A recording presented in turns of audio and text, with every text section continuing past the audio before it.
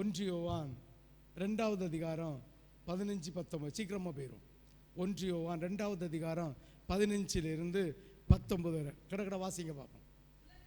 உலகத்திலும் உள்ளவைகளிலும் இதுதான்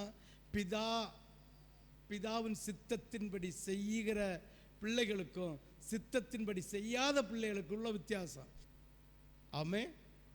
இந்த உலகத்திலும் உலகத்தில் உள்ளவர்களும் அன்பு வைக்காதிருங்கள், தேவனுடைய சித்தம் என்ன என்பதை பார்த்து செய்யுங்கள். 15 வாசிச்சுக்கிறோம். இருங்கள், அன்பு கொண்டால் யாருக்கு அன்பு இல்லை?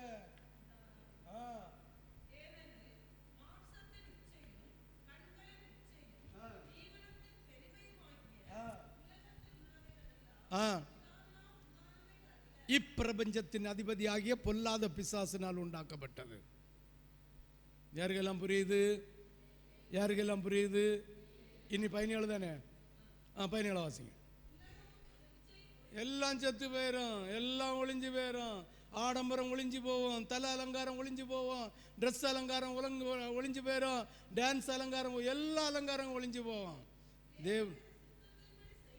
தேவனுடைய சித்தத்தின்படி செய்கிறவனோ யாருக்கெல்லாம் புரியுது? அப்ப இவ்வளவு நேரம் பேசிட்டு வந்த வார்த்தையெல்லாம் இந்த 3 வசனத்துக்குள்ள அடக்கப்பட்டிருக்கு.